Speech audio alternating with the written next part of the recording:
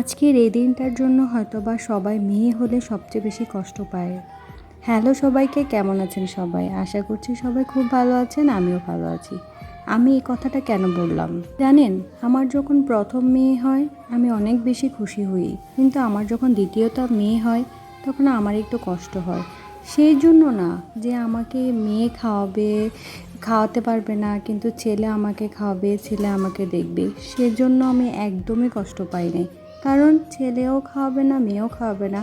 মেয়ে যদি খাওয়াতে হয় তার শ্বশুরবাড়ির ভালো হতে হবে।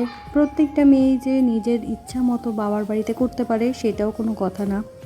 আর ছেলে হলেও যে ছেলেকে আমাকে দেখবে সেটাও কোনো কথা না। সন্তান দেখা না দেখা সম্পূর্ণ নিজের ভাগ্যের উপর ডিপেন্ড করে।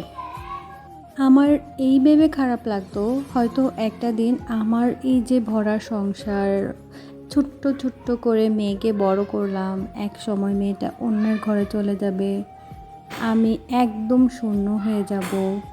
চাইলেই হয়তো মেয়ের ওপর অধিকার দেখাইতে পারবো না, বলতে পারবো না আয় আমার কাছে 2 দিন থাক।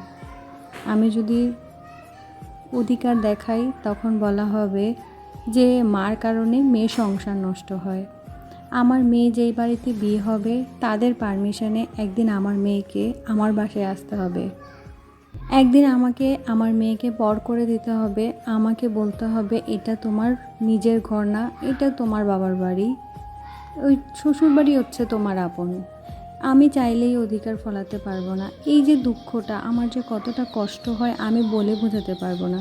ছেলে আমাকে দেখবে, আমি সেই জন্য কখনোই ছেলে চাই না।